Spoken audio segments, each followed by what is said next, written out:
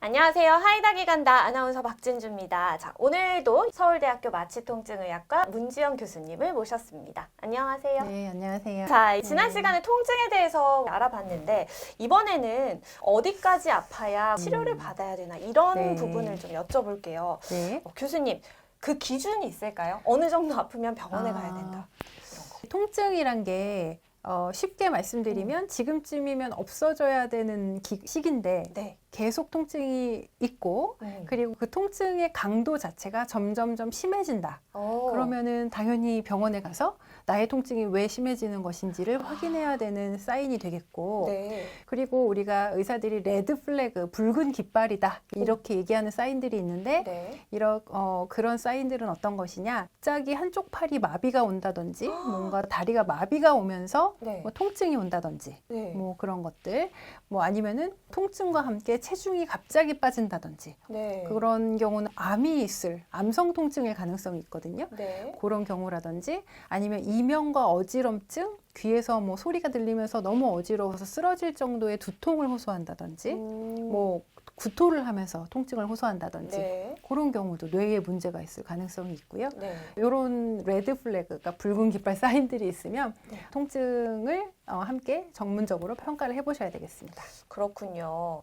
자, 그러면은 계속 네. 아파지는 통증 때문에 병원에 갔는데 원인이 잘 감별이 되는 건가요? 좀 궁금해요. 원인이 감별이 늘 잘 되면 너무 좋겠는데 실은 네. 통증의 원인은 너무나 다양하기 때문에 그리고 또 하나의 원인에서 온다기보다는 복합적인 요소들이 다 작용할 수가 있습니다. 그래서 우선 가장 중요한 거는 환자분이 그동안 이제 어떻게 지내 오셨는지, 그리고 최근에 통증을 일으킬 만한 그런 안 좋은 뭐 사고라든지 네. 아니면 정신적인 스트레스라든지 네. 그런 건 없었는지 다 평가를 해야 되겠죠. 그리고 또 기저질환으로 당뇨병이 오래됐다든지 뭐 이런 거 같이 평가해야 되겠고, 네. 그리고 아픈 위치랑 어떻게 아픈지 뭐 이런 것도 다 여쭤봐야 되겠고요.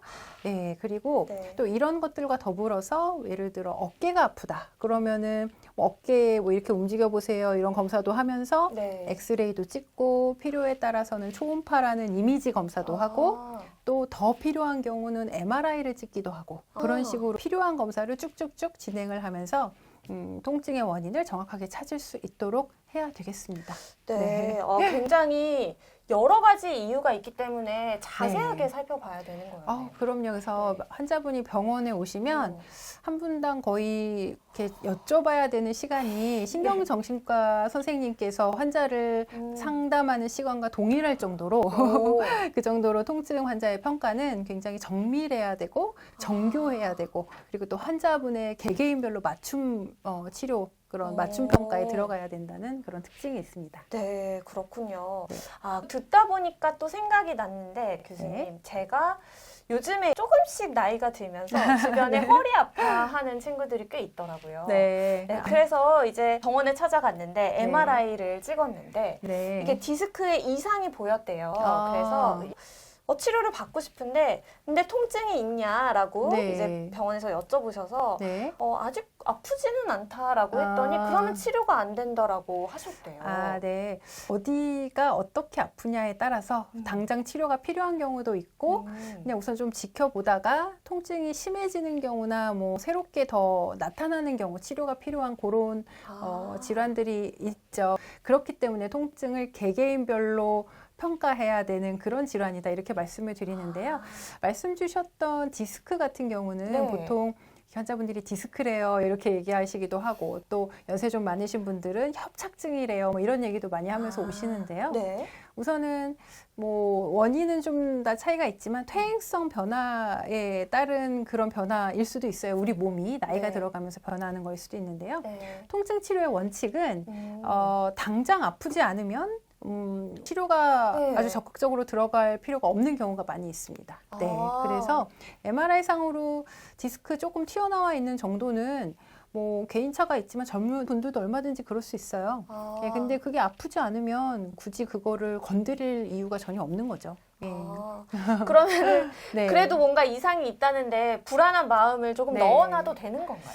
근데 알고는 계시는 게 중요하겠죠? 예를 들어서 내가 뭐 경추에 5번, 6번 디스크가 튀어나와 있다는 걸 알고 있다면 네. 그러면 갑자기 팔로 저리는 증상이 나타나는구나. 내가 디스크가 안 좋다 그랬는데 혹시 그거로 인한 통증이 아닐까?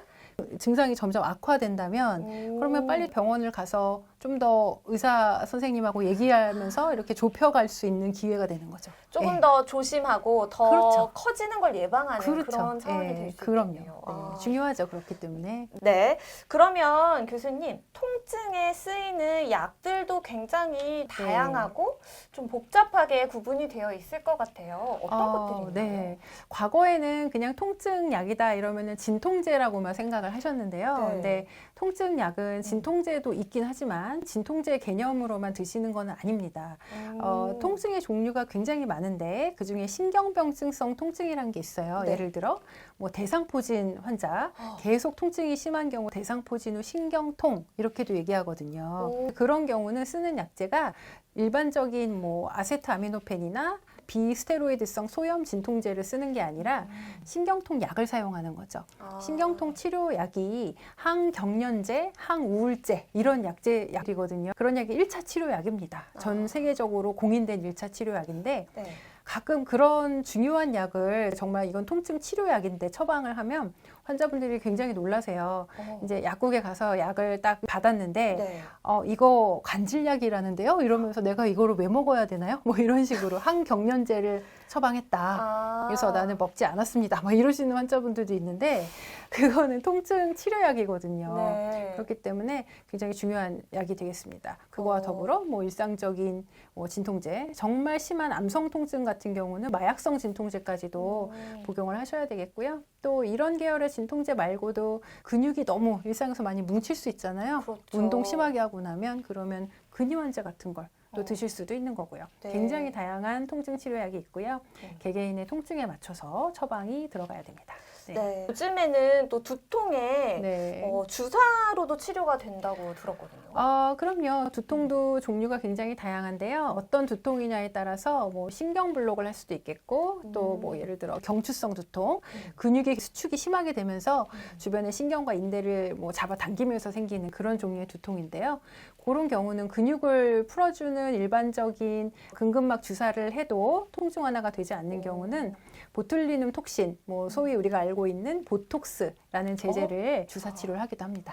환자분들이 가끔 오해를 하시는 게 네. 미용 목적의 보톡스를 다들 잘 알고 계시잖아요. 그렇죠. 물론 그런 목적의 보톡스랑 동일한 약이긴 합니다. 근데 제가 통증 의사로서 사용하는 보톡스는 미용 목적이 아니라 통증 환자의 통증 치료를 위해 사용하는 보톡스가 되겠습니다. 그렇군요. 자, 그럼 보톡스를 이용한 통증 치료에 대해서는 다음 시간에 또 자세하게 여쭤보도록 하겠습니다. 오늘은 여기까지 들어볼게요. 서울대학교 마취통증의학과 문지연 교수님, 오늘도 말씀 고맙습니다. 네, 감사합니다.